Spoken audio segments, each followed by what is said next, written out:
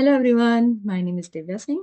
आज स्टार्ट करने जा रहे हैं हम लोग पीडब्ल्यू का compilation of daily class notes, भारतीय राज्य व्यवस्था पॉलिटी।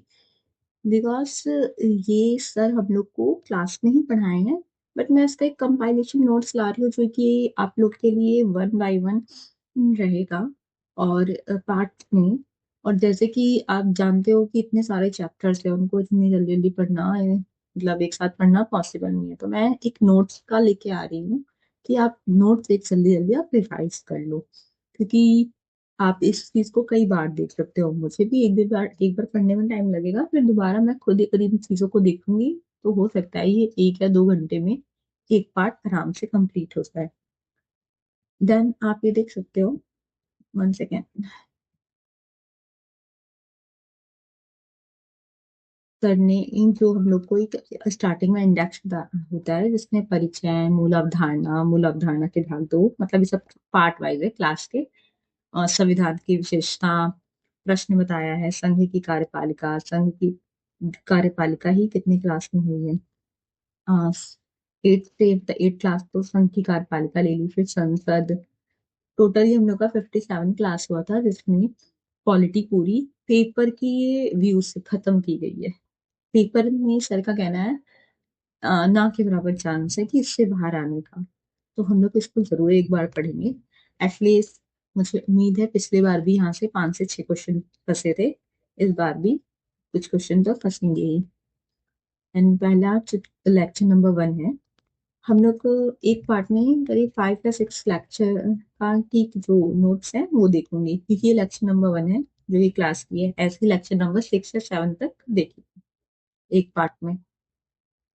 परिचय, भारतीय राजतंत्र के शासन, संविधान, राजनीतिक प्रणाली, पंचायती राज, लोक नीति, अधिकारों का संबंधी मुद्दे, मुख्य परिचय से रिलेटेड क्या क्या चीजें हैं, ये सर ने हम लोग को बहुत अच्छे से बताया। आप इन चीजों को देख सकते हैं, ये मेंस के व्यू से बहुत इंपॉर्टेंट है। भारतीय संविधान का ऐतिहासिक आधार, विकास, विशेषता, संशोधन, महत्वपूर्ण प्रावधान, बुनियादी संरचना, संघ एवं राज्य के कार्य, उत्तरदायित्व, संघीय ढांचे से संबंधित विषय, चुनौतियां, स्थानीय स्तर पे शक्तियों और वित्तीय का हस्तांतरण, क्योंकि उनकी इसकी चुनौतियां, ये सब विभिन्न प्रकार की चीजें आप इनके एक बार देख लेंगे। मैं लेक्चर नंबर 2 पे चलती हूँ, जो कि पहला लेक्चर है, मूल अवधारणा। ठीक है, ये हमारे जो लक्ष्मीकांत की बुक है उसमें नहीं है, बट ये सर ने बताया है क्योंकि इससे काफी क्वेश्चन पूछे गए हैं पिछले कई वर्षों में। Then, सरकार राज्य की संस्था है जो राज्य के उद्देश्य को पूरा करती है। मतलब ये बता रहा है सरकार क्या है। सरकार वो है जो राज्य के उद्देश्य को पूरा करती है। सरकार एक प्रकार की क्या है, संस्था है। ठीक है, जो कि हम राज्य को जितनी चीजों की नीड होती है, कोई कानून हुआ, कोई लॉ एंड ऑर्डर हुआ, कोई फैक्ट्री इंडस्ट्री, कोई इकोनॉमिकली किसी भी सेक्शन वेज से उनको जरूरत पड़ती है, तो सरकार का काम होता है उन मुद्दे को उठाए, उन पे कानून बनाए, उन पे व्यवस्था बनाए और राज्य को सौंपे। तो राज्य क्या होता है, आप राज्य को एक हम लोग में जैसे कि यूपी, गुजरात, महाराष्ट्र, ये सभी राज्य हैं, इस तरह से नहीं देखें, भारत को एक राज्य के रूप से देखें। ठीक है, किसी भी भूभाग को राज्य की संज्ञा दी जा सकती है। राज्य की संज्ञा कैसे दी, मतलब किसी को एक भारत है तो इसको भारत ही क्यों बोल, मतलब भारत कैसे माना जाता है। ठीक है, ये इसको एक कंट्री कैसे मानी जाती है, चाहे वो अमेरिका हो, यूएस, पोलैंड हो, ब्राजील हो, जापान हो, चाइना हो, एक क्यों माना जा रहा है इसको राज्य। पहला चीज, 4 चीजें बहुत आवश्यक होती है, इसमें 4 गुणों का होना आवश्यक है, जो कि प्री में भी पूछा गया है। पहला, आप इन 4 चीजों को ध्यान में रखेंगे तो आप किसी का भी आंसर कहीं भी किसी भी तोड़ मरोड़ के पूछा जाए आप आंसर निकाल लोगे।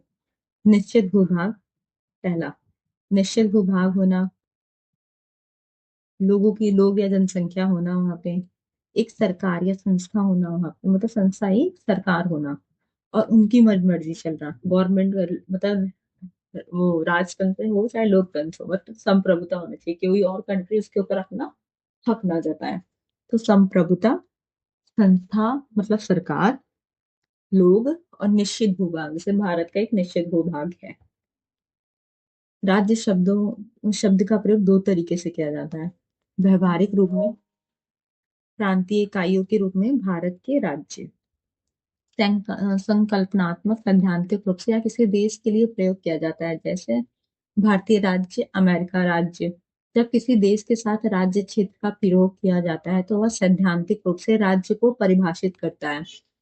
भारत एक राज्य भी है और एक राष्ट्र है, क्योंकि राज्य का एक निश्चित भूभाग होता है जहाँ लोग निवास करते हैं। इनकी सुरक्षता एवं आवश्यकताओं की पूर्ति के लिए एक संस्था होती है जिसे सरकार कहते हैं। यह सरकार संप्रभु होती है जो निर्णय लेने के लिए स्वतंत्र होती है। अभी आप देखिए भारत में राज्य और राष्ट्र में क्या अंतर है। राज्य के लिए जैसे कि मैंने बताया कि भारत के लिए क्या होना है, भारत का एक निश्चित क्षेत्र है, यहाँ लोग बहुत रहते हैं, प्रेजेंट टाइम तो फर्स्ट पे है हम लोग जनसंख्या के मामले में। और यहाँ एक गवर्नमेंट भी है, और यहाँ गवर्नमेंट जो है वो अपनी शरारत उनकी उनके द्वारा जो कानून बनाया जाता है, क्योंकि हम उनको चुनते हैं, एक लोकतंत्र शासन है जहाँ पे हम उनको चुनते हैं और वो हमारे लिए कानून बनाते हैं। अगर वो हमारे ढंग का कानून नहीं बनाते, हम उनके लिए आंदोलन भी करते हैं, उनके विरुद्ध भी जाते हैं। तो क्या होता है, ये एक राज्य की गुण है। राष्ट्र, राज्य में जब राष्ट्रीयता की भावना का समावेश हो जाता है तब वह राष्ट्र कहलाता है। जैसे अभी इंडिया और पाकिस्तान के बीच में मैच हो जाए तो हम लोग भले मैच नहीं देखते होंगे, कोई नॉलेज भी नहीं होगी, बट एक होगा कि हम लोग जीते। हमें नहीं पता क्रिकेट खेलेंगे कैसे खेलेंगे, गलत खेला सही खेला नहीं खेला सकते। भारत किसी विदेश के लिए राज्य है, परंतु यह निवासित और अनिवासित नागरिकों के लिए जिसमें राष्ट्रीयता की भावना हो, उनके लिए ये राष्ट्र है। ठीक है, जिनके अंदर मतलब अपने राज्य के लिए प्रेम होता है, अपने देश के लिए प्रेम होता है, चाहे वो कहीं पे भी हो, वो इंडिया में भी नहीं रहते बट वो एक राष्ट्रीयता की भावना को प्रकट करते हैं, तो वो राष्ट्र है। वो कहीं पे भी जाके इकट्ठा होंगे तो उनके अंदर वो राज्य नहीं बन जाएगा, बट वो कहीं और, मतलब यहाँ के लोग यूएसए चले जाएं, यूरोप चले जाएं, कहीं पे भी चले जाएं, लेकिन हम लोग का एक समाज वहां पे कुछ है, भारतीय मिलकर के एक राष्ट्रीयता की भावनाओं को प्रकट करते हैं। 15 अगस्त पे, 26 जनवरी पे, कोई क्रिकेट मैच में, गेम में, इन सब में। और देश के आधार पर दो भागों में बांटा गया है। शासन वर्ग के लिए कार्य करना पुलिस राज्य चीन और उत्तर कोरिया, लोगों के लिए कार्य करना कल्याणकारी सरकार भारत एक कल्याणकारी सरकार है। जैसे कि राज्य को आप दो प्रकार से देख सकते हैं ना, जैसे कि चीन में हो रहा है, वहां पे एक ही राजा है और एक ही जज है, उनके अकॉर्डिंग ही सब कुछ होता है, उनके प्रति हम आंदोलन नहीं कर सकते, कुछ नहीं कर सकते। कोरिया में भी यही होता है, हम उनके अगेंस्ट नहीं जा सकते, वो एक राज्य का नागरिक तो है। वहां पे सरकार भी है उनकी, चल भी रही है उनकी, एक निश्चित भूभाग भी है। पर वो शासन वर्ग कैसा है, वो लोकतांत्रिक नहीं है। वहाँ जनता नहीं चुनती, वो अपने मन से एक बार बन गए तो कंटिन्यू बने रहेंगे, और उनको जिनको मन मार दो, जिनको मने कुछ भी बना दो, ऐसा। सरकार के कार्य, सरकार 3 प्रकार से कार्य करती है। कानून का निर्माण करना, जो कि विधायिका का।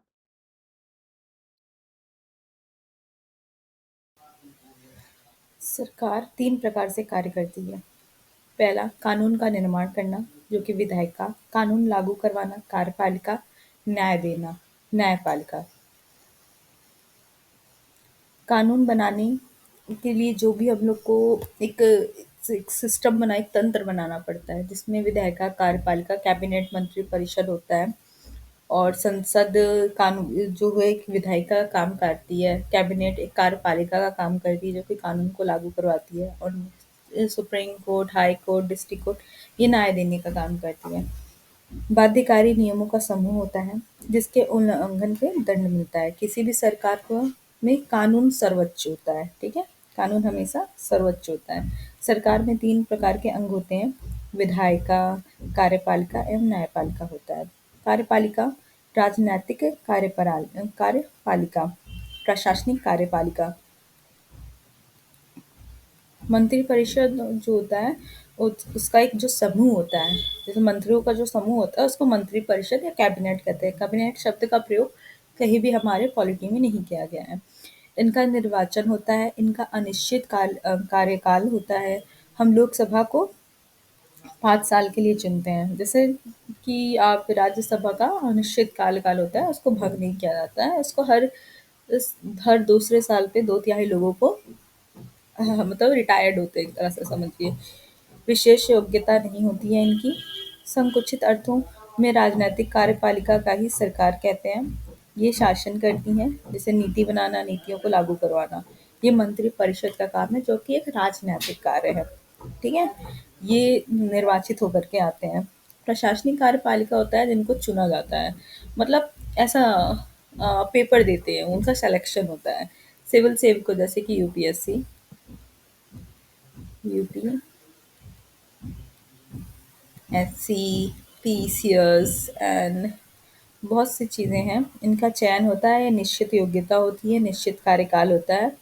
या प्रशासन का में जो कार्य होता है, मतलब लॉ एंड ऑर्डर को मेंटेन रखते हैं, ये नीतियों को लागू करवाने में कार्यरत होते हैं।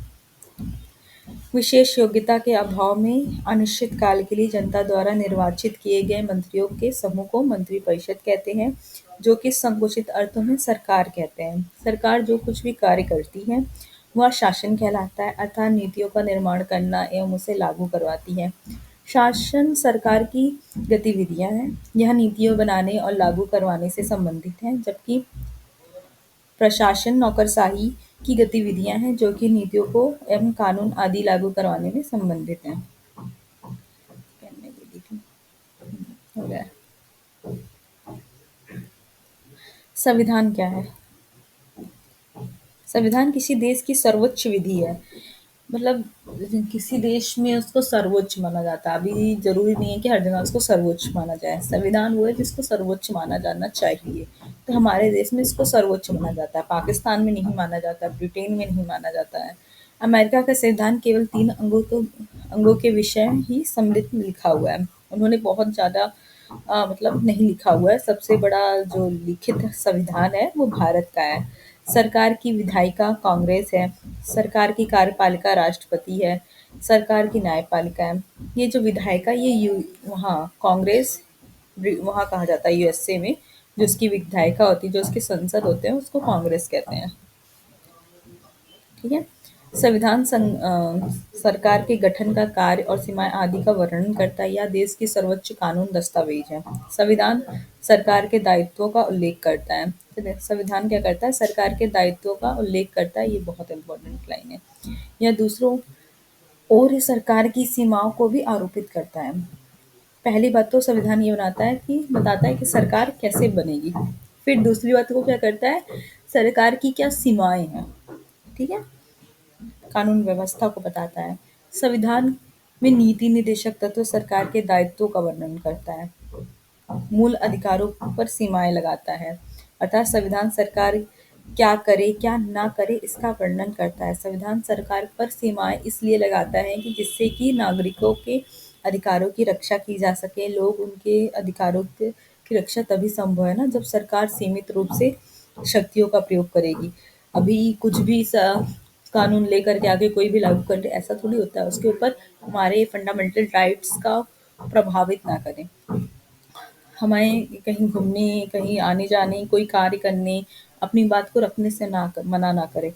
ये संवैधानिक उल्लंघन हो जाता है, जो कि अगर फंडामेंटल राइट का उल्लंघन सीधे सुप्रीम कोर्ट जाएगा और इसको निरस्त कर देगा, उनके किसी भी कानून को।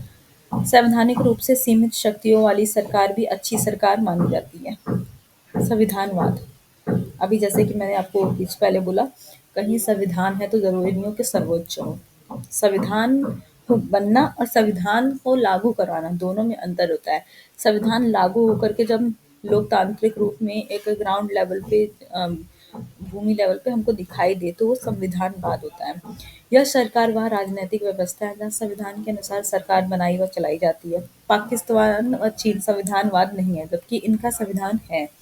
संविधान के अनुसार शक्तियों का पृथक्करण होता है, नागरिक के अधिकारों की रक्षा होती है, नागरिक के अधिकारों की रक्षा होती है, विधि का शासन होता है, राष्ट्र और राष्ट्र में संविधानवाद होता है।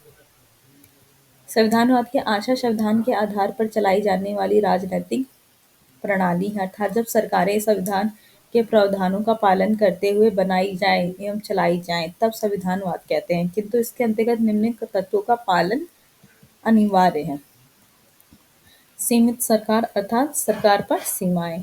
लोकतंत्र, शक्तियों का पृथक्करण, विधायिका, कार्यपालिका, न्यायपालिका, विधि का शासन, सरकार की मनमानी शक्तियों पर प्रयोग पर निर्भर प्रतिबंध लगाना।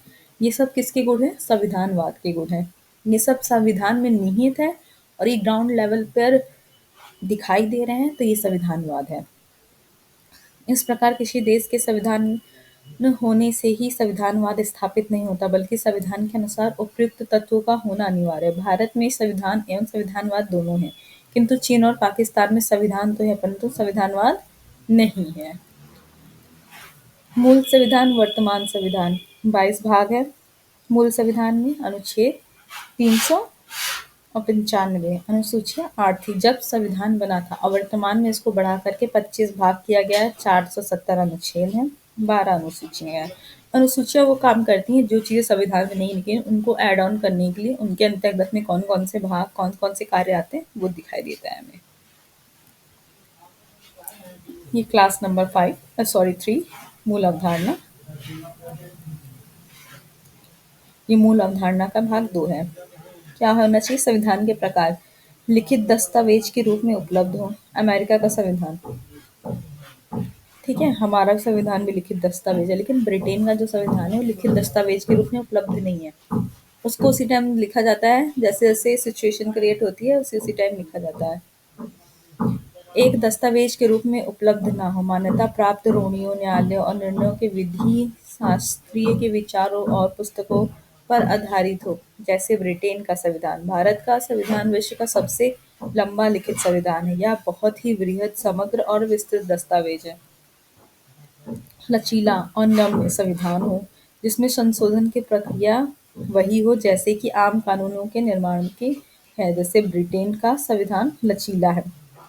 कठोर या अनम्य संविधान उसे माना जाता है जिसे संशोधन करने की विशेष प्रक्रिया की आवश्यकता होती है। उदाहरण के लिए भारत का संविधान ना तो लचीला है ना ही कठोर है, बल्कि ये दोनों का मिला जुला रूप है।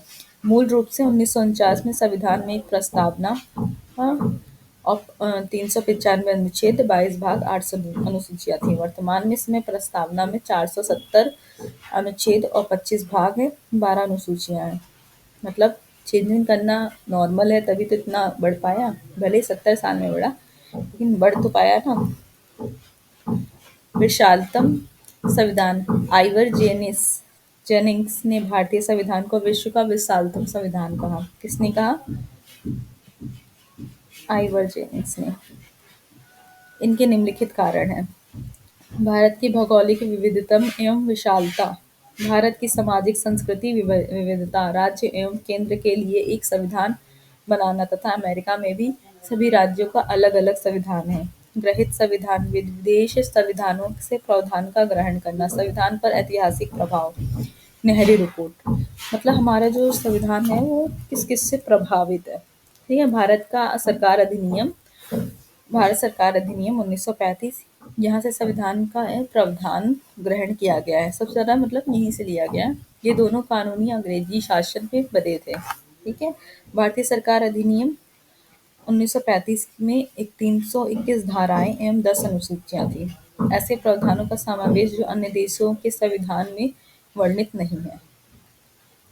भारतीय संविधान की आलोचना, आइवर जेनिंग्स ने भारतीय संविधानों को वकीलों का स्वर्ग कहा, क्योंकि भारतीय संविधान विशाल तथा इसकी भाषा जटिल है।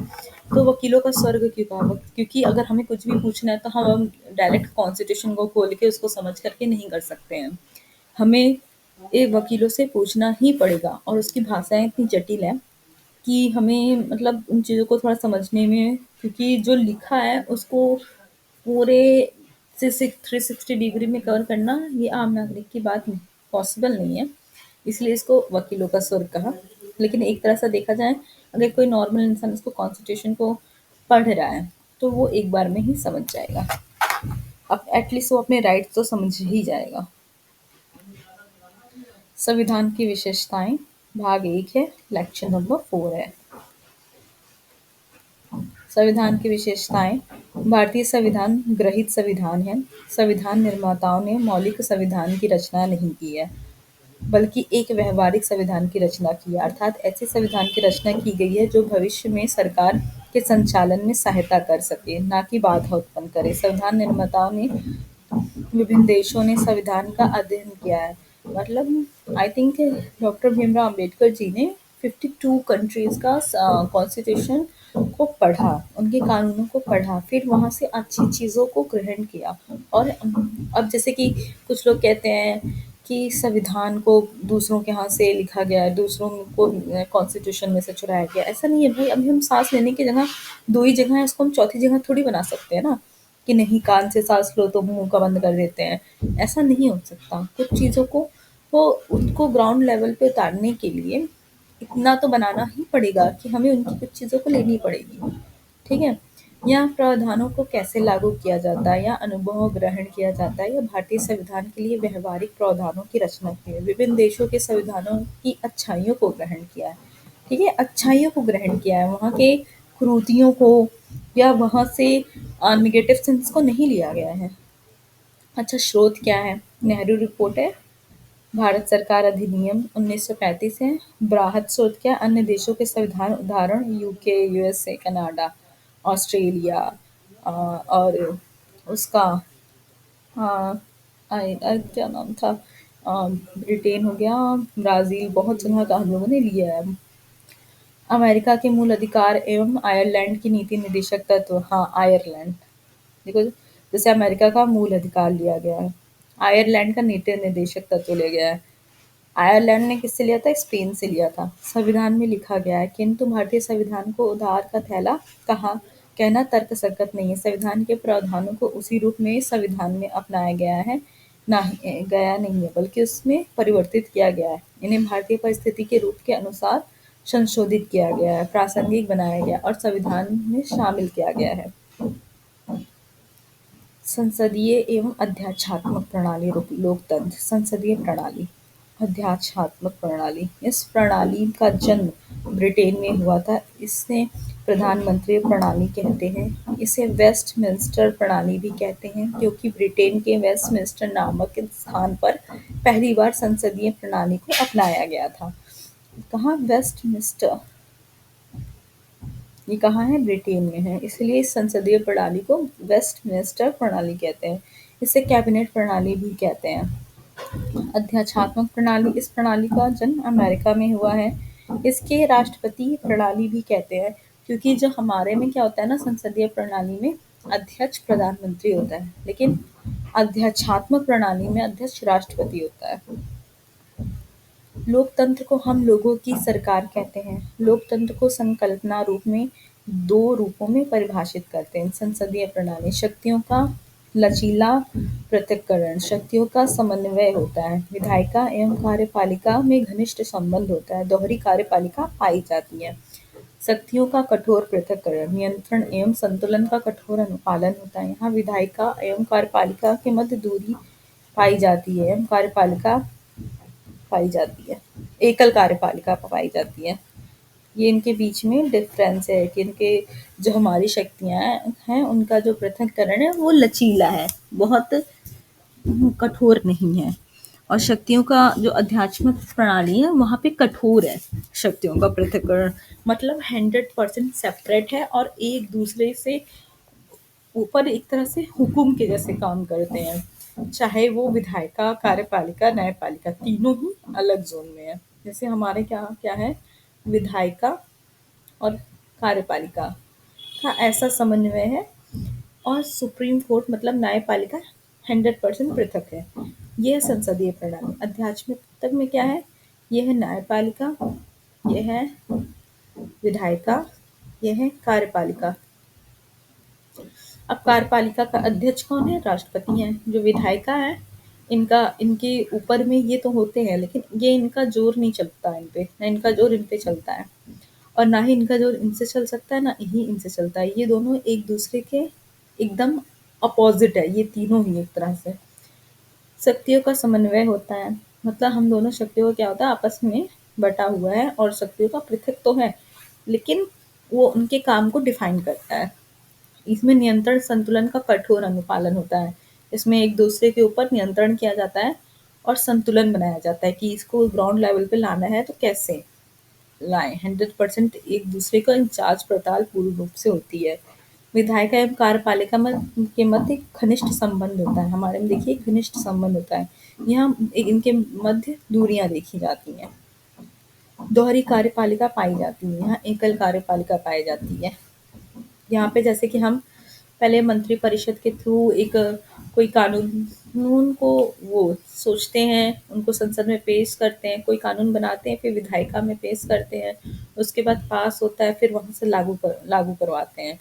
उनके बिना हम बहुमत के आधार पे लागू नहीं करवा सकते। यहाँ पे ऐसा नहीं पाया जाता है। यहाँ एकल कार्यपालिका, इनका बस चले तो ये कानून लागू करवा दे। दोहरी कार्यपालिका, नाम मात्र का राष्ट्राध्यक्ष मतलब राष्ट्रपति एक ताज होता है। दोहरी कार्य वास्तविक होता है कौन? प्रधानमंत्री। सरकार का अध्यक्ष होता है प्रधानमंत्री इंडिया, और ऐसे ही कहाँ यूके में। राष्ट्र का अध्यक्ष एवं सरकार के अध्यक्ष का पद अलग अलग होता है। राष्ट्रपति ही राष्ट्र का अध्यक्ष होता है एवं सरकार का भी अध्यक्ष होता है, अर्थात दोनों पद पर राष्ट्रपति का ही पास होता है। मंत्री का दोहरा उत्तरदायित्व होता है। मंत्री व्यक्तिगत रूप से, सामूहिक रूप से उत्तरदायी होते हैं।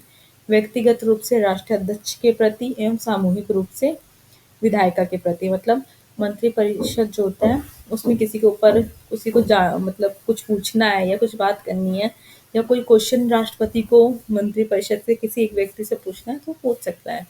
और कोई नियम लागू करना है तो उसमें ऐसी गड़बड़ क्यों हुई उसके प्रति व्यक्तिगत रूप से राष्ट्र अध्यक्ष के प्रति होता है, मतलब प्रधानमंत्री के प्रति। लेकिन सामूहिक रूप से लोकसभा के प्रति उत्तरदायी होता है।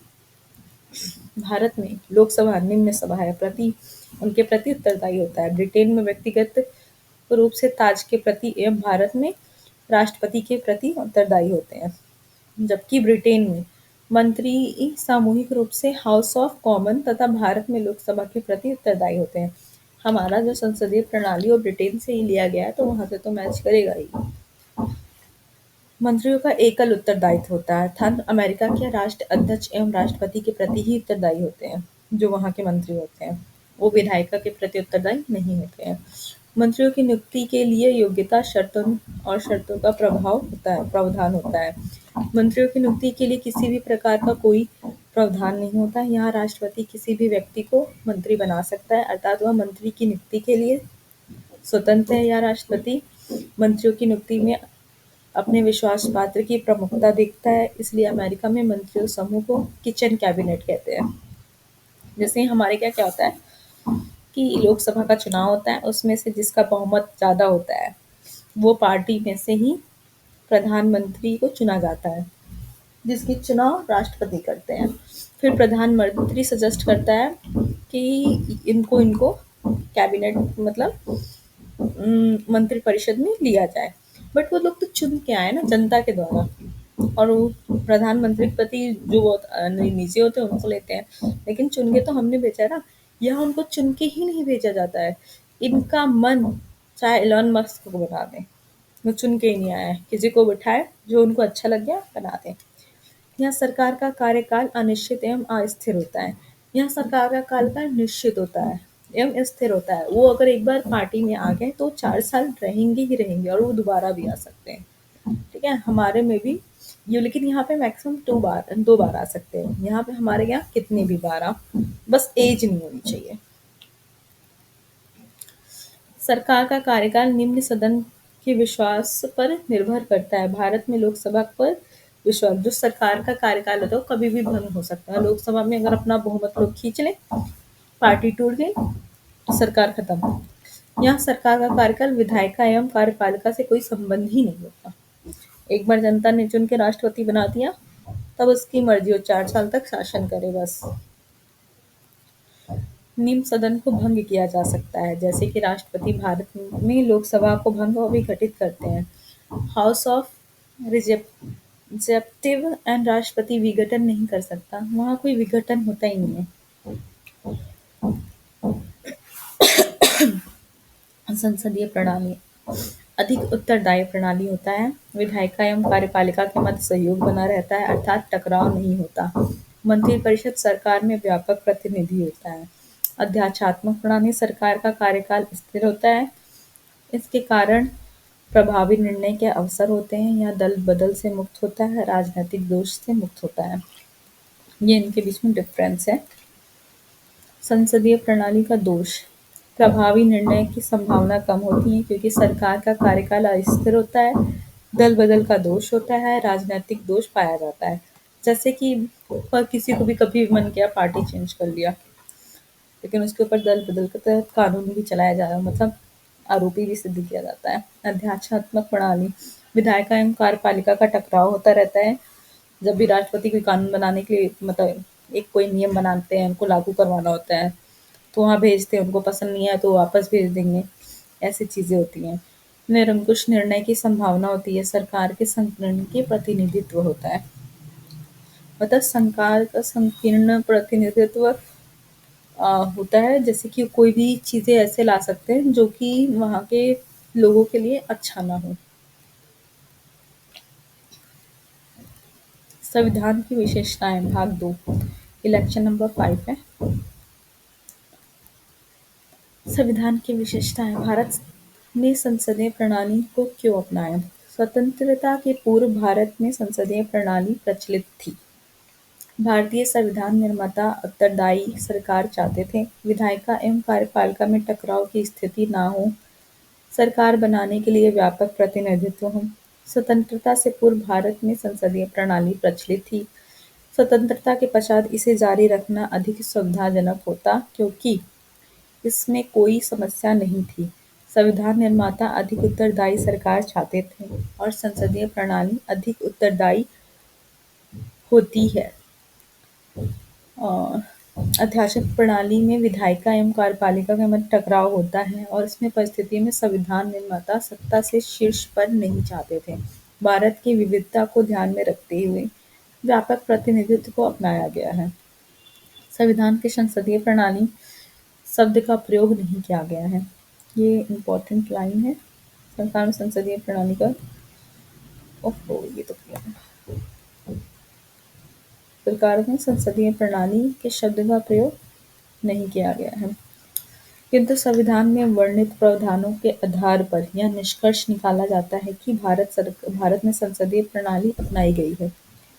अनुच्छेद 53 का एक, राष्ट्रपति संघ की कार्यपालिका का प्रधान होता है। 74 का एक, राष्ट्रपति मंत्रिपरिषद के परामर्श से कार्य करता है। निष्कर्ष, राष्ट्रपति नाम मात्र का प्रधान होता है और प्रधानमंत्री वास्तविक प्रधान होता है। अनुच्छेद 75 का एक, मंत्री राष्ट्रपति के प्रति व्यक्तिगत रूप से उत्तरदायी होता है। 75 का तीन, मंत्रिपरिषद सामूहिक रूप से लोकसभा के प्रति उत्तरदायी होता है। यह संसदीय प्रणाली की एक आधारशिलता है। मंत्रियों का दोहरा उत्तरदायित्व पाया जाता है। दल बदल का दोष, राजनीतिक के अपराधीकरण, राजनीतिक में नैतिकता का पतन एवं व्याप्त भ्रष्टाचार, राजनीतिक उत्तरदायित्व सुनिश्चित करने का अभाव, निर्वाचन संबंधित दोष, राजनीतिक सुधार का अभाव, ये भारतीय संसदीय प्रणाली की आलोचना है।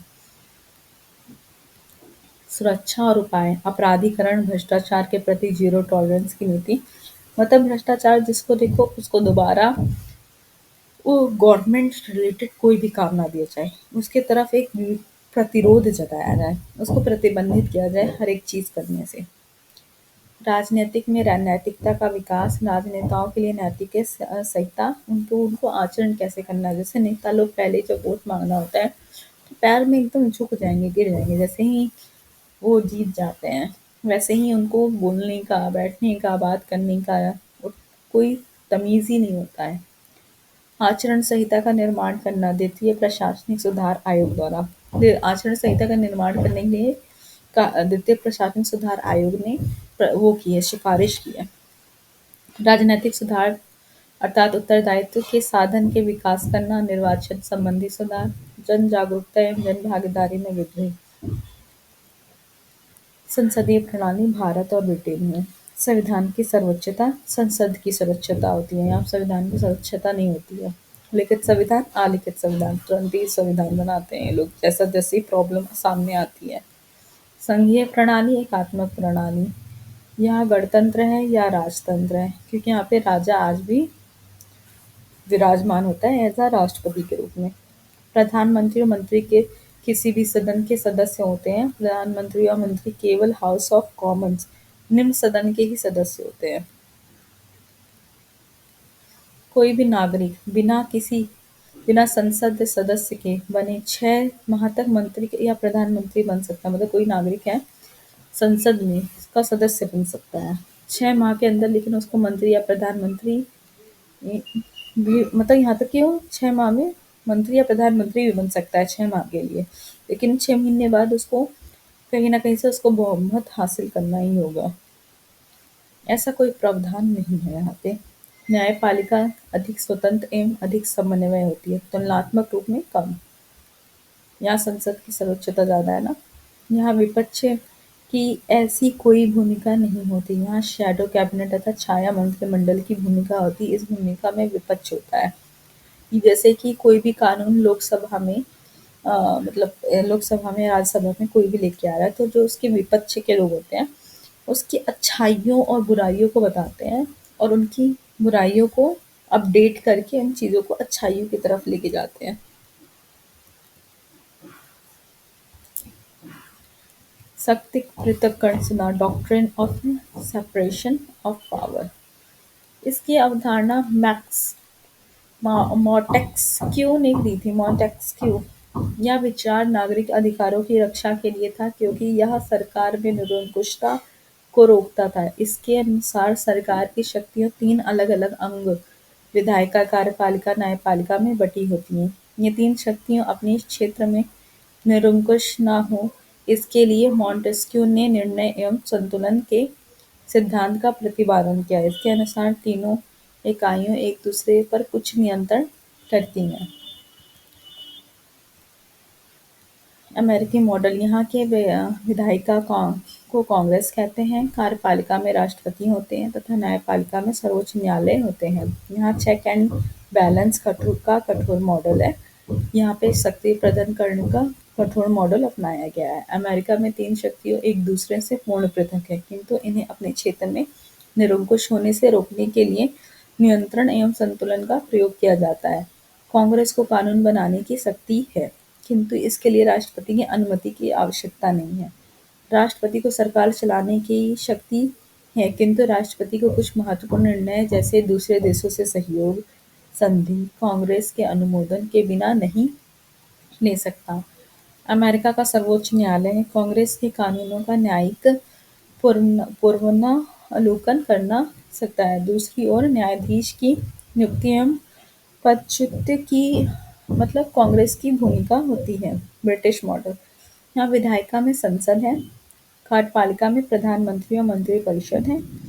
2009 में सर्वोच्च न्यायालय बनाया गया है। यहाँ के मॉडल में का सहयोग और सामंजस्य की भावना होती है। यहाँ के संसद में हाउस ऑफ लॉर्ड व हाउस ऑफ कॉमन से 2 भाग होते हैं। ब्रिटेन की प्रणाली शक्तियों के लचीले पृथक्करण पर आधारित है, अर्थात यहाँ की विधायिका कार्यपालिका के मध्य सहयोग एवं सामंजस्य पर आधारित है, अर्थात यहाँ समन्वय के सिद्धांत। 2009 के पहले स्वतंत्र न्यायपालिका नहीं थी। भारतीय मॉडल, विधायिका एवं कार्यपालिका के लिए ब्रिटेन मॉडल एवं न्यायपालिका के लिए अमेरिकी मॉडल को अपनाया है। शक्तियाँ पृथक्करण का भारतीय मॉडल अमेरिका एवं ब्रिटेन मॉडल की तुलना में अधिक व्यावहारिक है। कार्यपालिका एवं विधायिका के मध्य शक्तियों का टकराव रोकने के लिए ब्रिटिश मॉडल हेतु सहयोग एवं सामंजस्य का मॉडल अपनाया गया है, अर्थात दोनों के मध्य शक्तियों का लचीला पृथक्करण अपनाया गया है, जिससे कार्यपालिका एवं विधायिका के बीच घनिष्ठ संबंध बन रहा है। कार्यपालिका विधायिका के प्रति उत्तरदायी बनी रहती है। विधायिका कार्यपालिका पर नियंत्रण भी रखती है। न्यायपालिका की स्थापना में अमेरिकी मॉडल को अपनाया गया है। यह स्वतंत्र और निष्पक्ष न्यायपालिका की स्थापना की गई है।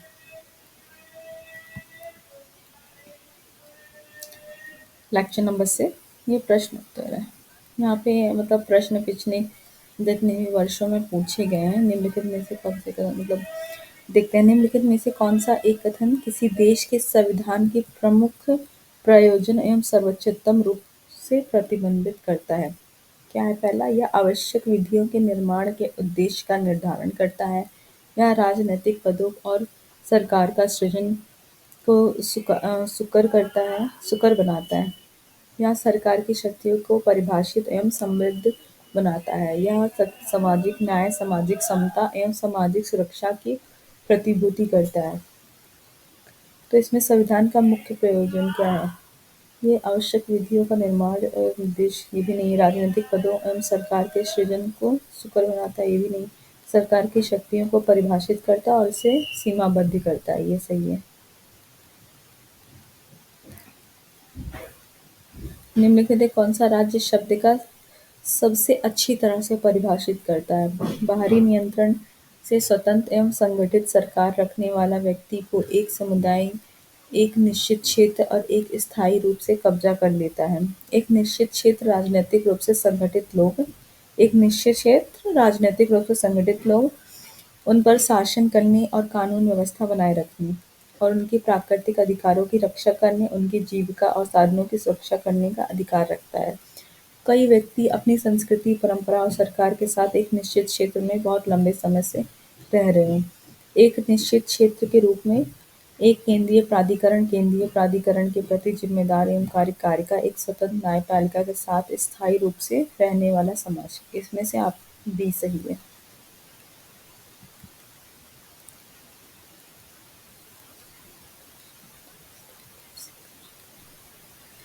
स्थायी रूप से कब्जा कर लेते हैं, बी आंसर इसका मुझे सही लग रहा है। पहले बाहरी नियंत्रण से स्वतंत्र, ये भी सही है। यह संगठित सरकार रखने वाले व्यक्तियों का एक समुदाय है। सरकार रहने वाले व्यक्तियों का एक समुदाय तथा निश्चित क्षेत्र में स्थायी रूप से कब्जा कर लेना, नहीं। स्थायी रूप से कब्जा कर लेना मतलब स्थायी रूप से कब्जा नहीं, कब्जा तो हम अधिकरण करते, एक निश्चित क्षेत्र होना चाहिए हमारा और एक संस्था होनी चाहिए जो सरकार के मतलब चलाती है। संप्रभुता तो है इसमें। संगठित सरकार है, व्यक्तियों का एक समुदाय है, एक निश्चित क्षेत्र पर स्थायी रूप से कब्जा। आई थिंक मुझे ये गलत लग रहा है, स्थायी रूप से कब्जा। अस्थायी रूप से या स्थायी रूप से हम कब्जा नहीं, कब्जा तो हम और करते ही हैं। ठीक है, तो मुझे मेरे अकॉर्डिंग इसका आंसर बी होना चाहिए। एक निश्चित क्षेत्र में राजनीतिक रूप से संगठित लोग उन पर शासन करने और कानून व्यवस्था बनाए रखने, उनके प्राकृतिक अधिकारों की रक्षा करने, उनकी जीविका। नहीं, ये भी ये गलत लग रहा है, ये ही सही है। क्योंकि बाहरी नियंत्रण से स्वतंत्र, ये मेन पहलू है, बाहरी नियंत्रण से स्वतंत्र होना चाहिए। सरकार की संसदीय प्रणाली वह है जिसमें में सभी राजनीतिक दलों का सरकार में प्रतिनिधित्व हो। सरकार संसद के प्रति उत्तरदायी हो और इसके द्वारा उसे हटाया जा सके। सरकार लोगों द्वारा चुनी जाती हो और इन्हें उनके द्वारा हटाया जा सकता है। सरकार को संसद द्वारा चुना जाता है, लेकिन एक निश्चित कार्यकाल में पूरा होने से पहले ही उसे हटाया नहीं जा सकता। तो सरकार संसदीय प्रणाली, तो इसका आंसर क्या हो सकता है? संसद में सभी राजनीतिक दलों का सरकार के प्रति नहीं, सरकार संसद के प्रति उत्तरदायी हो और इसके उसे हटाया जा सकता है। ये हाँ, हटाया जा सकता है। सरकार लोगों द्वारा चुनी जाती है और उनके द्वारा हटाया जा सकता है। सी सही है। संसदीय शासन प्रणाली का मुख्य लाभ क्या है? शासन प्रणाली का मुख्य लाभ कार्यपालिका विधायिका स्वतंत्र रूप से काम करती है। यह नीति की निरंतरता प्रदान करती है, अधिक कुशल बनाती है। कार्यपालिका विधायिका के प्रति उत्तरदायी होती है। बिना चुनाव सरकार की मुखिया नहीं बदला जा सकता, सी इसका आंसर। कार्यपालिका विधायिका के प्रति उत्तरदायी रहती है। ये सब मेंस के क्वेश्चंस हैं। क्या आपके विचार में भारत संविधान की शक्तियों को कठोर पृथक्करण के सिद्धांत को स्वीकार नहीं करता, बल्कि यह नियंत्रण और संतुलन के सिद्धांतों पर आधारित है? नहीं, बिल्कुल नहीं। ये तो आप इसकी व्याख्या कर सकते हो कि नहीं, हमारे के यहाँ तो कार्यपालिका और विधायिका दोनों तो इनके बीच में घनिष्ठ संबंध माना जाता है, बल्कि न्यायपालिका संपूर्ण रूप से पृथक है। भारत में यूए यूएसए यूएसए दो विशाल लोकतंत्र हैं।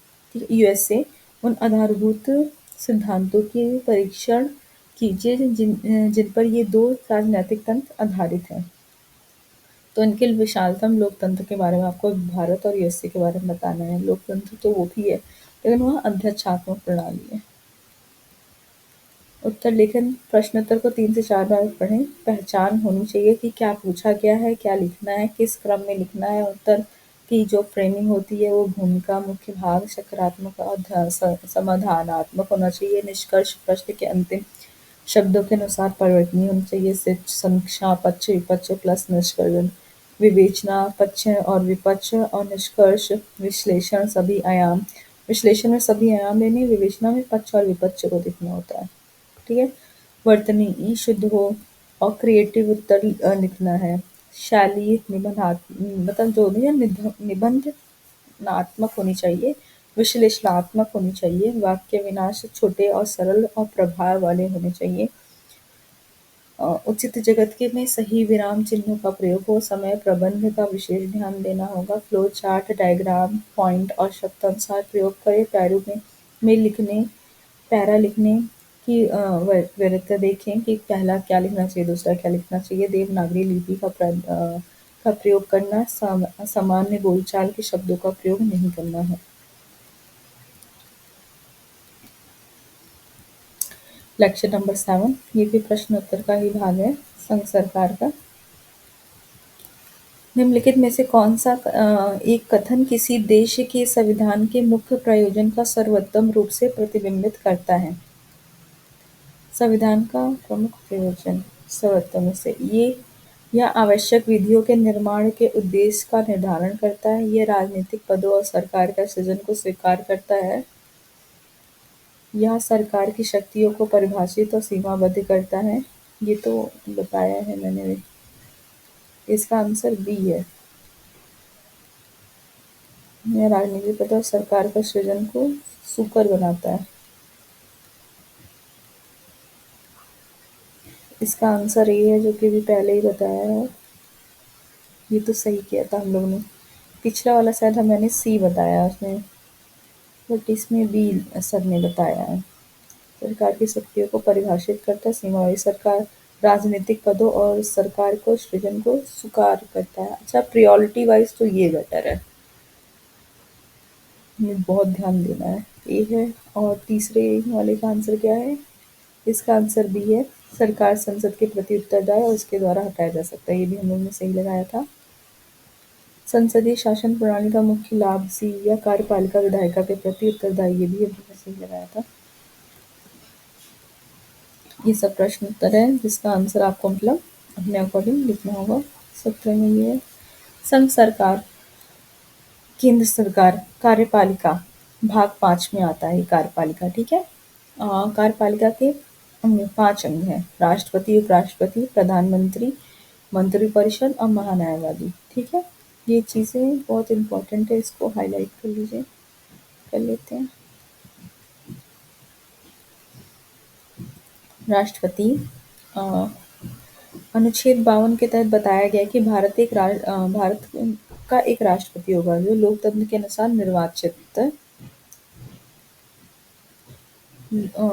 के अनुसार निर्वाचित सरकार होनी चाहिए, जो कि भारत एक गणतंत्र है।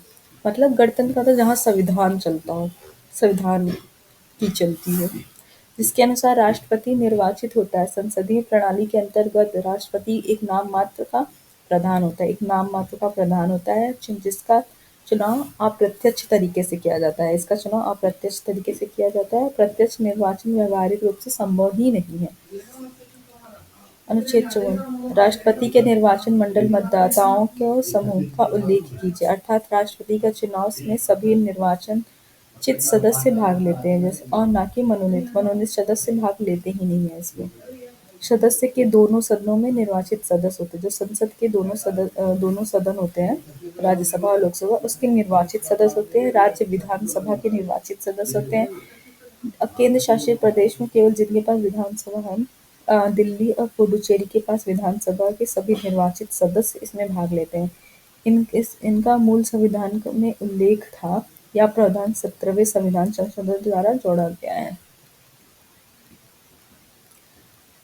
राष्ट्रपति निर्वाचन में कौन वोट नहीं करेगा? राज्यसभा के मनोनीत सदस्य, राज्य विधान परिषद के सभी सदस्य, और ये लोग नहीं करेंगे वोट। ठीक है। राज्यसभा के मनोनीत और राज्य विधान परिषद के सभी सदस्य। राष्ट्रपति के यह अनुच्छेद 55 है।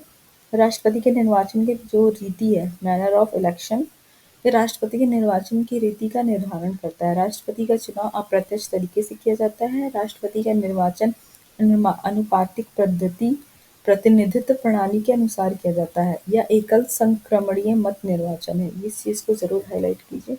ये कौन सा निर्वाचन है? एकल संक्रमणीय मत द्वारा निर्वाचित होते हैं।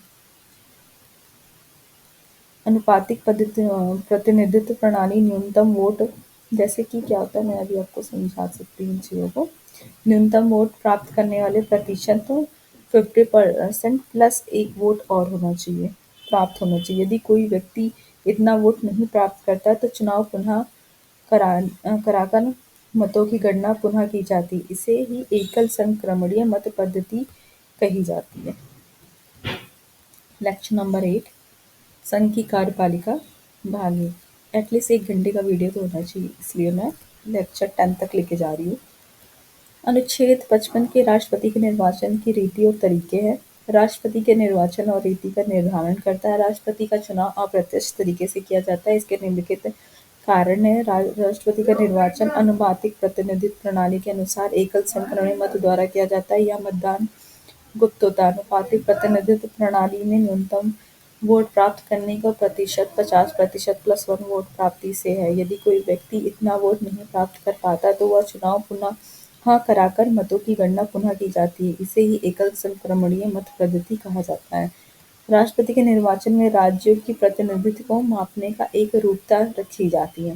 राज्य के एक विधानसभा सदस्य के मत का मूल्य, ठीक है, जो राज्य के जो विधानसभा के सदस्य हैं, उनका जो एक मत का मूल होता है वो राज्य की कुल जनसंख्या, जैसे कि मान लीजिए यूपी में कितने लोग हैं, 22 करोड़ लोग हैं, और राज्य विधानसभा के कुल सदस्य, निर्वाचित सदस्य। अब हमारे राज्य विधानसभा में कितने निर्वाचित सदस्य हैं? आई थिंक कुछ 145-47 के पास लोग हैं। तो जो उनके राज्य विधानसभा में कुल निर्वाचित सदस्य हैं, उनके गुणे 1/1000 से किया जाता है। ठीक है। छोटे बड़े राज्यों की एकरूपता लाने हेतु उपयुक्त विधि का प्रयोग करके राष्ट्रपति का चुनाव किया जाता है। प्रत्येक संसद के सदस्य के एक मत का मूल्य राज्य के कुल मत का मूल्य और संसद के कुल निर्वाचित सदस्य से, संसद का जो मत होता है, अब संसद के एक सदस्य का मत, जो राज्यों का कुल मत है ना, जैसे इसका जो राज्यों का कुल मत निकल कर आया, राज्यों के एक सदन राज्यों के जो एक राज्य का मत है, तो राज्यों का कुल मत का मूल्य और संसद के कुल निर्वाचित सदस्य जितने होते हैं, उससे डिवाइड करने के बाद संसद के सदस्य का एक इंसान का मत आता है। निर्वाचित के लिए जनसंख्या की आशाएं 1971 की जनगणना के आधार पर की जाती हैं। यह अभिनिश्चित की गई जनसंख्या है 84 संविधान संशोधन से। कौन से 84वें? ये इम्पोर्टेंट है। संशोधन 2001 द्वारा इस अनुच्छेद में यह प्रावधान शामिल किया गया कि 2026 तक राष्ट्रपति के निर्वाचन में 1971 की जनसंख्या को आधार माना जाएगा। वह प्रत्याशी विजयी घोषित किया जाएगा जो न्यूनतम कुल मतों के आधे से एक अधिक मत प्राप्त करता था। न्यूनतम कोटा कुल वैध मत बटे 2+1 है, 2/2+1 है। ठीक है। प्रत्येक मतदाता मत देते समय सभी प्रत्याशियों की वरीयता क्रम प्रदान करता है। मतगणना के समय सर्वप्रथम वरीयता के मत गिने जाते हैं। यदि किसी को जीत के लिए निर्धारित मत नहीं प्राप्त होते हैं तो द्वितीय चरण में गणना एकल संक्रमणीय मत के आधार पर होती है। राष्ट्रपति के निर्वाचन संबंधित प्रावधान राष्ट्रपति एवं उपराष्ट्रपति निर्वाचन अधिनियम 1952 में वर्णित किया गया है। इसमें क्या, उपराष्ट्रपति का भी निर्वाचन अधिनियम है ये। ठीक है, ये इम्पोर्टेंट है। राष्ट्रपति के निर्वाचन संबंधी प्रावधान राष्ट्रपति एवं उपराष्ट्रपति निर्वाचन अधिनियम 1952 में वर्णित है। राष्ट्रपति के चुनाव में ईवीएम का प्रयोग नहीं किया जाता, इसमें एक बैलेट पेपर का प्रयोग किया जाता है। जैसे बैलेट पेपर के में वरीयता दी जाती है। मान लीजिए कोई ए है, कोई बी है, कोई सी है, कोई डी है, ठीक है?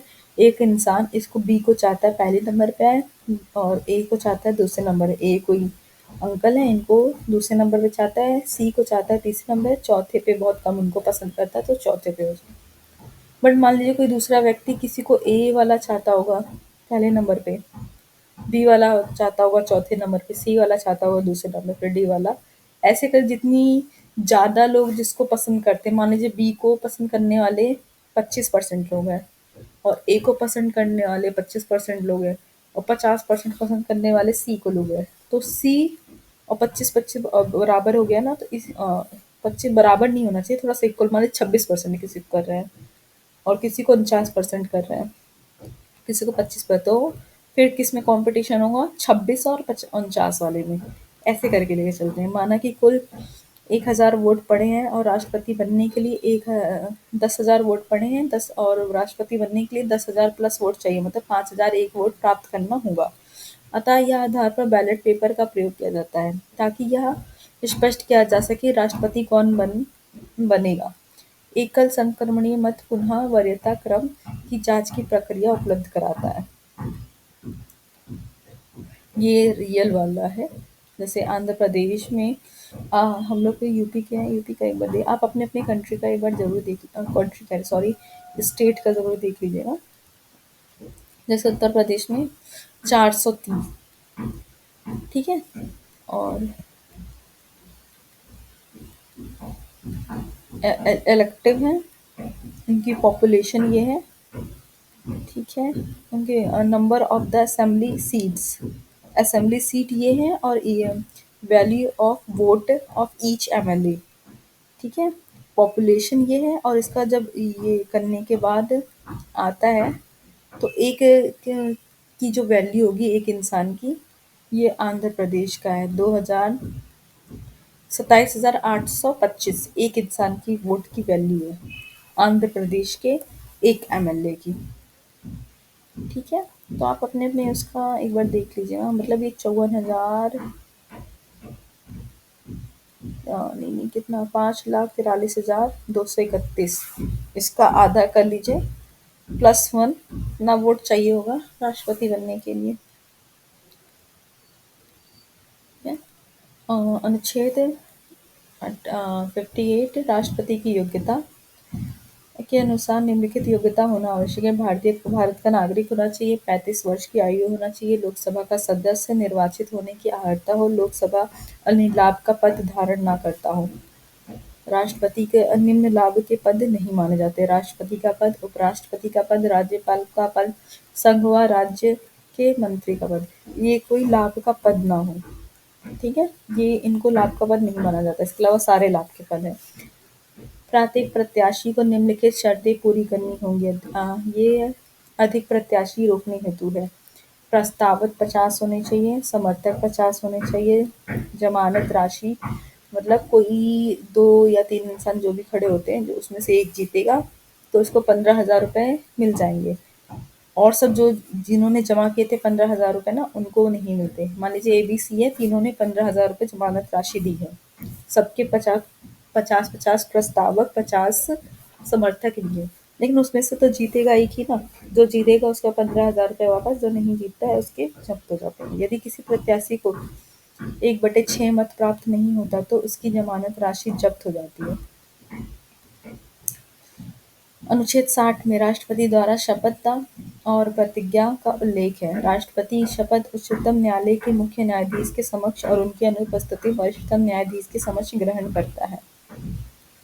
ये सब चीजें ध्यान होनी चाहिए। राष्ट्रपति निम्न शपथ लेता है: राष्ट्रपति के पद कर्तव्य निष्ठापूर्वक निर्वहन करेगा, संविधान और विधि का परीक्षण, संरक्षण और प्रतिरक्षण करेगा, भारत की जनता की सेवा और कल्याण में निहित रहेगा।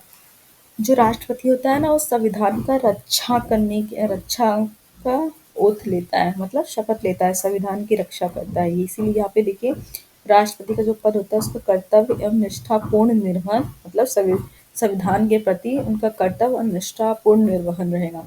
वो संविधान की विधि का परीक्षण और उसका संरक्षण और प्रतिरक्षण भी करेगा। अनुच्छेद 59 सेवा शर्त। राष्ट्रपति संसद या विधानमंडल का सदस्य नहीं होता है। ऐसे सदस्य राष्ट्रपति चुन लिया जाए तो निर्वाचन के तरीका और उसकी सदस्यता समाप्त मानी जाएगी। राष्ट्रपति का पद लाभ का पद नहीं होता, वह लाभ का पद धारण नहीं करेगा। राष्ट्रपति का वेतन एवं भत्ते उसके कार्यकाल के दौरान नहीं घटाए जा सकते हैं। वेतन भत्ते सदा विधि द्वारा ही निर्धारित करेंगे। राष्ट्रपति को निःशुल्क आवास का उपयोग का अधिकार होगा। ये सब इसमें 59 में आर्टिकल।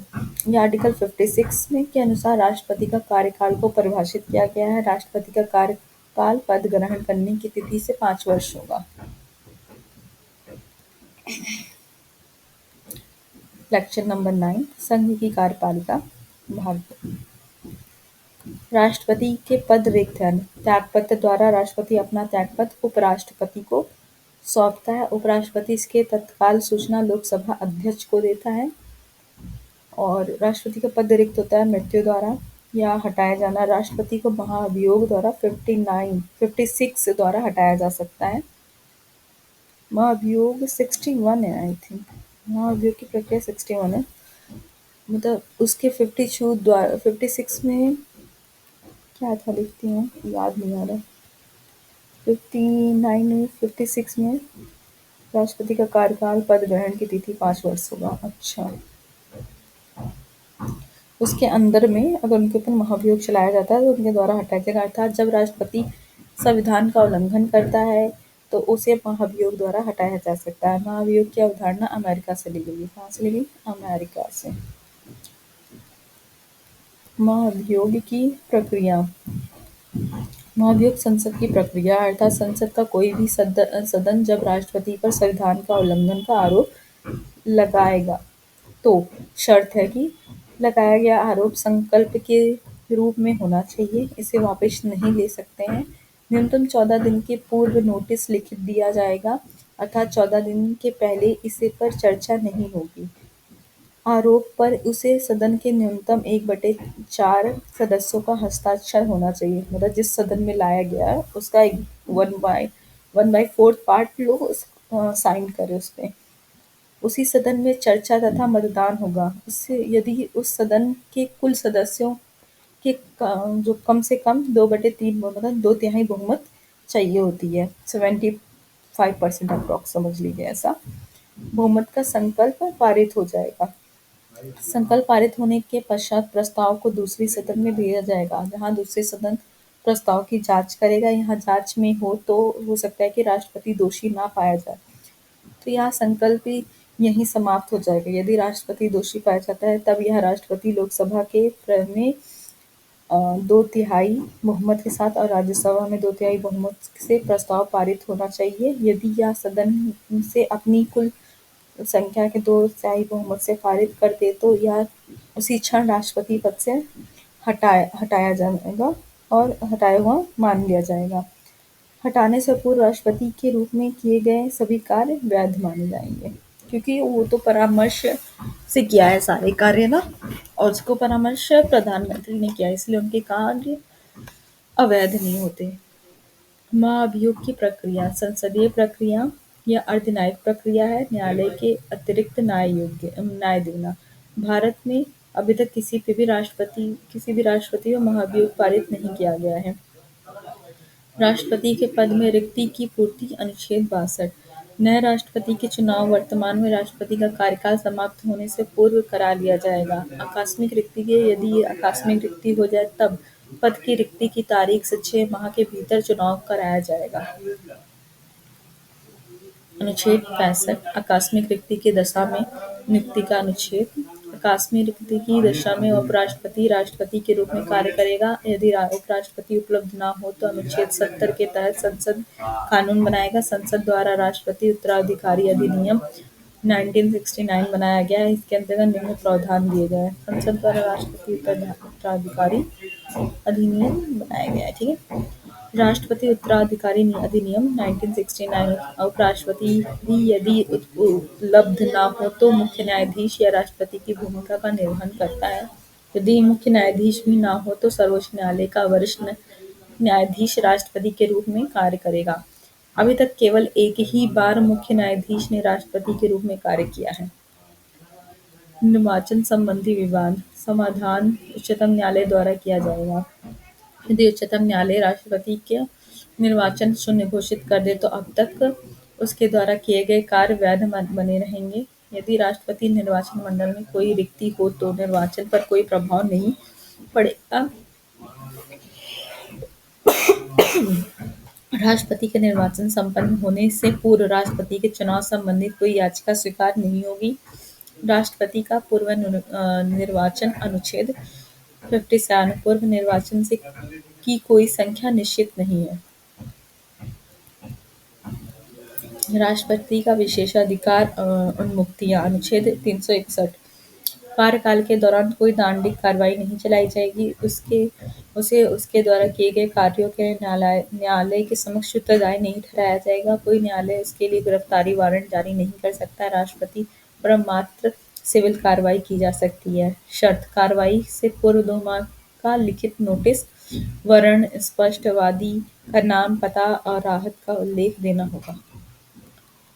भारत की शक्तियाँ कार्यपालिका की शक्तियाँ, सैन्य की शक्तियाँ, कूटनीतिक शक्तियाँ, विधायी शक्तियाँ, वित्तीय शक्तियाँ, न्यायिक शक्तियाँ, आपातकालीन शक्तियाँ, विवेक शक्तियाँ। ये राष्ट्रपति की शक्तियाँ हैं।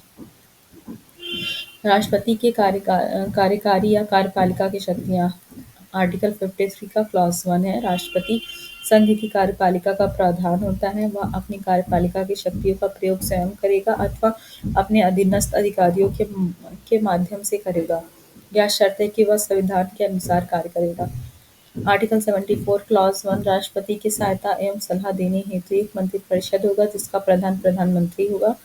राष्ट्रपति मंत्रिपरिषद और प्रधानमंत्री की सलाह के अनुसार कार्य करेगा। ये मूल संविधान में था। 42वें संविधान संशोधन 1976 में इसके माध्यम से मंत्रिपरिषद और प्रधानमंत्री की सलाह राष्ट्रपति हेतु बाध्यकारी होगी, अर्थात राष्ट्रपति की सलाह को आवश्यक मानेगा। ये 42 अमेंडमेंट के थ्रू लाया गया था 1976 में। फिर 44 अमेंडमेंट में 1978 में राष्ट्रपति मंत्रिपरिषद द्वारा दी गई सलाह पर पुनर्विचार के लिए कह सकता है। एक बार किंतु पुनर्विचार के बाद दी गई सलाह के आधार पर वह कार्य करने के लिए बाध्य है। निष्कर्ष स्वरूप राष्ट्रपति नाम मात्र प्रधान तथा प्रधानमंत्री वास्तविक प्रधान होता है। लेक्चर नंबर 10 ये हम लोग का लास्ट लेक्चर होगा। संघ की कार्यपालिका अनुच्छेद 77 भारत सरकार की कार्यवाही का संचालन। भारत सरकार की समस्त कार्यवाही राष्ट्रपति के नाम से ही हुई कही जाएगी। भारत सरकार द्वारा जारी आदेशों को आदि कैसे प्रमाणित किया जाएगा, इसके लिए राष्ट्रपति नियम बनाएगा और यदि इसे प्रकार कोई आदेश प्रमाणित किया गया हो तो इसे चुनौती नहीं दी जाएगी। वह राष्ट्रपति द्वारा हस्ताक्षरित नहीं है। सॉरी, बहुत खांसी आ रही है। राष्ट्रपति भारत सरकार की कार्रवाई सरल संचालन के लिए नियम बनाएगा। राष्ट्रपति मंत्रियों के मध्य कार्यों के बंटवारे के लिए नियम बनाएगा। व्यवहार में यह नियम कैबिनेट सचिवालय द्वारा बनाया जाएगा। आर्टिकल 73 संघीय कार्यपालिका शक्ति का विस्तार उन विषयों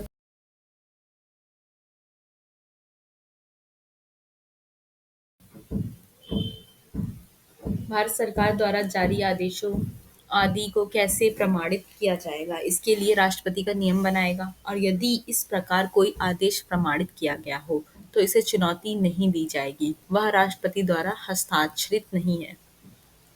मैं इसमें कुछ चीजें हाईलाइट करते हुए चल रही हूँ, जैसे कि आर्टिकल 77 कह रहा है भारत सरकार की कार्रवाई का संचालन।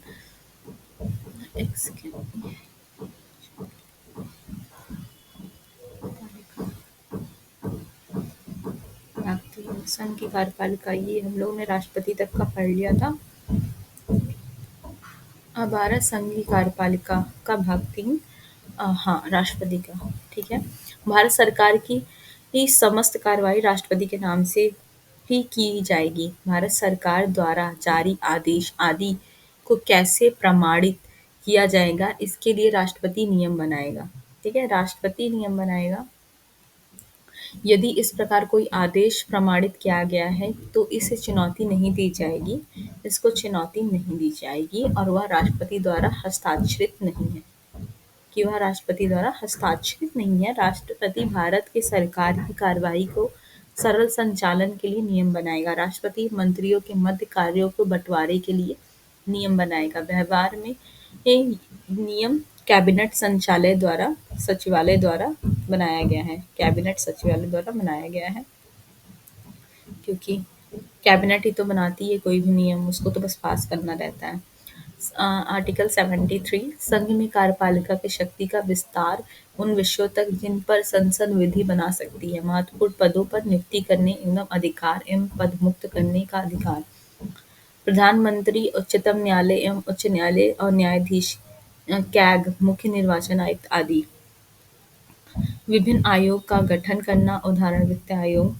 आयोग के अध्यक्ष व सदस्यों की नियुक्ति, पद मुक्त अधिकार जैसे संघ लोक सेवा आयोग के अध्यक्ष व सदस्य आदि। सैन्य शक्तियाँ, ये सब राष्ट्रपति की महत्वपूर्ण पदों की नियुक्ति की पद मुक्त अधिकार।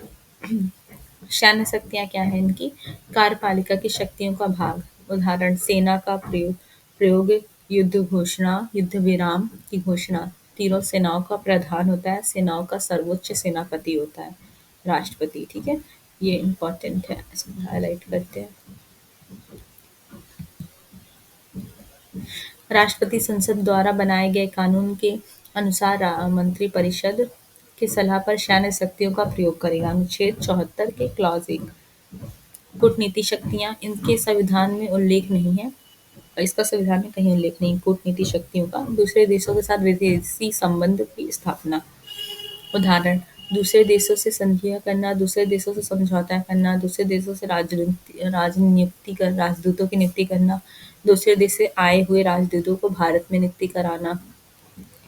राष्ट्रपति की विधायी शक्तियाँ, राष्ट्रपति राज्यसभा में 12 सदस्यों को मनोनीत करता है। इनमें विज्ञान, साहित्य, कला, समाज सेवा एवं अनुभव अथवा योग्यता के वाले व्यक्ति शामिल होते हैं। राज्यसभा में राष्ट्रपति संसद के सत्र में आहूत करना, सत्रावसान समाप्त करना, ये सब राष्ट्रपति का कार्य होता है। लोकसभा को समय से पूर्व भंग कर सकता है या विघटित कर सकता है, दोनों एक ही होता है। राष्ट्रपति सदन के दोनों अंगों का संबोधित करता है। संसद के दोनों सदनों को संदेश भेज सकता है। अनुच्छेद 86 के तहत राष्ट्रपति के संसद में अनिवार्य संबोधन है, 87 है ये। दोनों अवसर, प्रत्येक वर्ष के प्रथम सत्र, बजट सत्र नहीं, प्रत्येक जरूरी नहीं बजट सत्र हो। साधारण निर्वाचन के पश्चात लोकसभा के प्रथम बैठक सत्र। कुछ विधेयक राष्ट्रपति के पूर्व अनुमति से ही संसद में प्रस्तुत होंगे। नए राज्य का निर्माण, नए राज्यों का नाम, सीमा क्षेत्र परिवर्तन, धन विधेयक, अंतर्राज्यीय व्यापार, वाणिज्य व स्वतंत्रता पर निर्बंधन लगाने वाले विधेयक आदि। अनुच्छेद 111 विधेयकों पर राष्ट्रपति की अनुमति। राष्ट्रपति को संसद द्वारा पारित विधेयकों पर सहमति प्रदान करना होता है। संसद द्वारा पारित कोई भी विधेयक को तभी अधिनियम बनाया जा सकता है जब राष्ट्रपति उसे पर अपनी सहमति देता है। जब ऐसा विधेयक जब पारित होता है तो राष्ट्रपति की सहमति के लिए प्रस्तुत होता है और उसके के पास 3 विकल्प होते हैं। वह विधेयक पर सहमति या अनुमति दे सकता है, वह विधेयक पर असहमति या अनुमति को रोक सकता है, जिसे वीटो कहते हैं।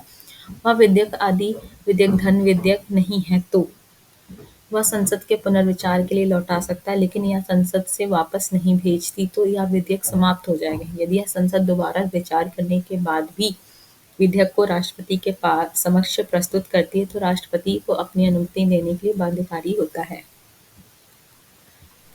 वीटो, राष्ट्रपति की वीटो शक्ति। वीटो लैटिन भाषा का शब्द है जिसका अर्थ आशाएं है। आई ऑब्जेक्ट मतलब मैं मना करता हूँ। किसी भी प्रस्ताव या विधेयक को असहमति देकर समाप्त करना ही वीटो कहलाता है। वीटो के प्रकार या 4 प्रकार के होते हैं। अत्यांतिक एब्सोल्यूट वीटो, विशेषित क्वालिफाइड वीटो, निलंबकारी veto, suspensive veto, pocket veto, और ये पॉकेट वीटो ही कहलाता है। अत्यंतकारी वीटो, जब राष्ट्रपति विधेयक अपनी अनुमति रोक दे तो वह किसी भी दशा में कानूनी नहीं बनता। यहाँ वीटो की शक्ति को भारत के राष्ट्रपति में निहित है। अत्यंतिक एब्सोल्यूट वीटो है भारत का, विशेषित शक्ति नहीं है।